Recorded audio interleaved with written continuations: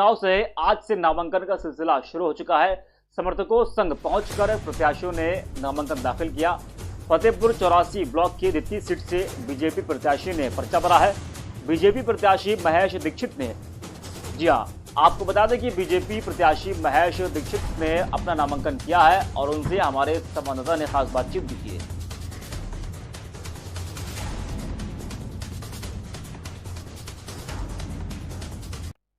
13 अप्रैल यानी आज की शुरुआत हो चुकी है और इस समय हम कलेक्ट्रेट के पास मौजूद है, जहां पर प्रत्याशियों ने अब नामांकन शुरू कर दिया है। ठीक हमारे पीछे वो तस्वीरें आपको हम साफ तौर पर दिखा रहे हैं, जहां पर प्रशासनिक चीजें, सारी व्यवस्थाएं मौजूद है। और ठीक हमारे पीछे आप देख रहे होंगे किस तरीके से कोविड को लेकर एक बड़ी चुनौती जो कोविड को लेकर है, उस प्रोटोकॉल का भी कहीं न कहीं पालन कराया जा रहा है। लगातार हम देख रहे हैं जो प्रत्याशी है वो लगातार अंदर से बाहर निकल रहे हैं और प्रत्याशियों की जो है अब वो नामांकन कराकर निकल रहे हैं। हमारे साथ में फतेहपुर 84 ब्लॉक से द्वितीय सीट से जो चुनाव लड़ रहे हैं महेश दीक्षित जी हमारे साथ बात करने के लिए क्या कुछ व्यवस्थाएं, किस तरीके से नामांकन, हम बात कर लेते हैं उनसे। महेश जी, कैसा रहा नामांकन करा? क्या नामांकन करा के आए हैं। पार्टी ने, भारतीय जनता पार्टी ने पूरे जिले में 51 प्रत्याशी अपने उतारे हैं, अपने कार्यकर्ताओं को उतारा है। नामांकन की प्रक्रिया चल रही है, प्रोटोकॉल का पूरा पालन हो रहा है। हम लोगों ने भी पूरे लाइन में लग करके अपना नामांकन कराया है और जनता से वो अपील करते हैं कि भारतीय जनता पार्टी में जितने भी 51 प्रत्याशी अपने मैदान में उतारे हैं वो सभी प्रत्याशियों को अपना आशीर्वाद दे करके हम लोग को विजयी बनाएं। केंद्र में भाजपा की सरकार है, प्रदेश में भाजपा की सरकार है, अब गांव में भी भाजपा की सरकार बनाने का संकल्प लेकर के हम लोग मैदान में निकल पड़े हैं। गांव में पिछले सालों में जो आपने देखा किस तरीके का विकास हुआ है, क्या किन चीजों को लेकर, किन विकास के मुद्दों को लेकर आप गांव में जा रहे हैं? हमारे सरकार ने 2014 में केंद्र में आई थी तो मोदी जी की एक ही लक्ष्य था कि जो सबसे पीछे खड़ा हुआ व्यक्ति है, अंत्योदय, जो सबसे अंत में खड़ा हुआ व्यक्ति है, वो आगे कैसे लाया जाए। उन्होंने उनके विषय में सोचा, उनके विषय में काम किया। उसके हिसाब से उन्होंने हर किसान के लिए सम्मान के लिए एक किसान सम्मान निधि बनाई, गरीबों के लिए घर में गैस चूल्हे की व्यवस्था की, इसके अलावा आवास की व्यवस्था की, शौचालय की व्यवस्था की। गांव में शौचालय की व्यवस्था नहीं होती थी, गांव की महिलाएं सड़क पर जाती थी, उनको बड़ा अपमानित होना पड़ता था, जिनमें शौचालय के लिए नहीं जा सकती थी। इन सब योजनाओं को देखते हुए मोदी जी ने गरीब के लिए सोचा कि गरीब की बेटी बहन सुरक्षित कैसे घर में रहे।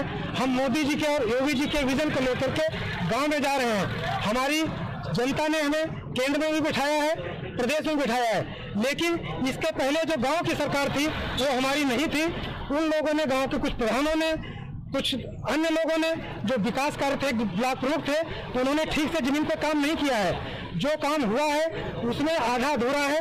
मोदी जी का ये प्रयास है कि जो अधूरे काम है, तो ये गांव की सरकार जो बनने जा रही है, उस अधूरे कामों के मोदी जी के विजन को हम लोग आगे बढ़ाएं।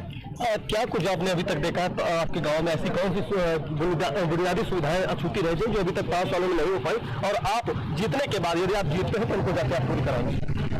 मोदी जी ने बहुत प्रयास किया है, कोशिश की है कि जो योजनाएं आई हैं वो जमीन तक जाए, लेकिन जो मैंने कहा कि हमारी गांव में सरकार नहीं थी, ग्राम प्रधान से लेकर के ब्लॉक प्रमुख तक ये हमारी पार्टी के नहीं थे, तो जो भी योजनाएं वहां से नीचे तक आई हैं, जमीन पे 50% 60% काम हो गया है, और जो बचा हुआ काम है वो जो ये गांव की सरकार हम लोगों के माध्यम से बनने जा रही है, बदलाव के उसमें जा रही है, वो जो अधूरे काम है, मोदी जी की जो योजनाएं अधूरी रह गई हैं, कुछ गांव में रह गए हैं, शौचालय रह गए हैं, या कुछ लोगों को आवास रह गए हैं, कुछ लोगों के अभी घरों में गैस चूल्हे नहीं पहुंच पाए हैं, तो मोदी जी ने बहुत बड़ा बजट दिया है कि जो लोग वंचित रह गए हैं उन लोगों को वो सही समय तक उनके तक पहुंच जाए योजनाएं। कोविड एक बड़ी चुनौती है, कोविड को लेकर क्या संदेश देना चाहेंगे, किस तरीके से लोग चुनाव करें और किस तरीके से लोग आए?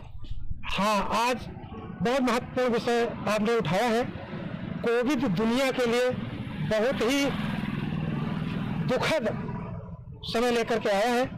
विश्व का कोई भी देश इससे अछूता नहीं है। हम लोग जो हिंदुस्तान है, भारत है, वो गांव प्रधान देश है। अभी भी हमारे गांव में जब हम चुनाव प्रचार के लिए निकलते हैं, कुछ लोग इसको ध्यान नहीं देते हैं। हम उन सबसे विनती करते हैं कि मास्क बहुत जरूरी है, 2 गज दूरी, मास्क बहुत जरूरी। मोदी जी का ये पैगाम था, उससे सब लोगों का बचाव जो पहला हो गया है। अब कोविड का टीका आ गया है, सभी को टीका लग रहा है, द्वितीय चरण में भी टीका पहुंच गया है।